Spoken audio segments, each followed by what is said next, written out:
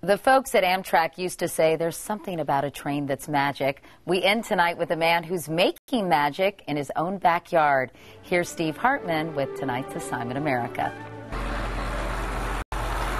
The fantasy plays out every night, just off the basement floor in homes all over America. With a setup like this, a kid, or more likely, grown man, can pretend to be master of his own railroading universe. Here there are no bosses in stiff shirts, present company excluded. Here there are no responsibilities, other than making sure the train's on time. For most guys, just imagining this world is sufficient escape.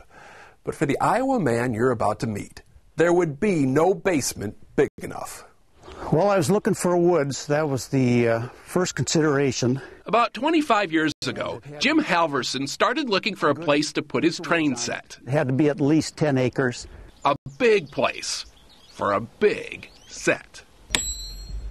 A forklift operator by trade, Jim spent 5 years of nights and weekends just laying the track. Oofta. People at work, they thought I was nuts. And I'm sure a lot of them still do. He then made an engine out of a '73 Ford Maverick, found lights and signals at salvage yards, and basically, over the next 20 years, created a toy train set you can climb right onto. It runs from his garage, along the edge of his property, past the depot he built. Got a little bit carried away with it. A little bit? Curves back along the other edge of his property, over a bridge, and back to his garage. A giant half-mile loop, which brings us back to the obvious question of why. Jim is unmarried and has no children, outside of his beagle Lily, who is surprisingly still alive. Almost no one has even seen this train set. I didn't build it for anybody else. I just built it for myself. Jim says a lot of times he just likes to sit in the depot. It's kind of my little retreat away from the rest of the world. You know, I can go back there and sit and relax and not think of anything else. Although almost no one goes to this extreme, America's basements and backyards are full of old cars and woodworking projects that men especially use to forget, to escape their day, their honey-do lists, or most often, just their age.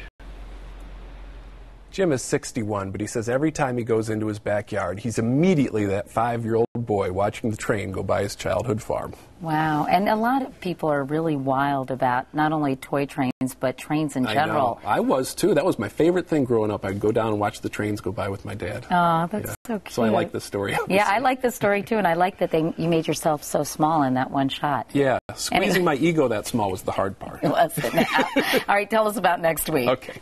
Next week, going barefoot on the beach is one thing, but next week we'll meet a man who refuses to wear shoes anywhere. And there are others like him. A lot of people following suit this weekend, right? Yes, Steve? yes. Have a nice Memorial Day weekend. And that is the CBS Evening News. I'm Katie Couric in New York. Thank you for watching this week.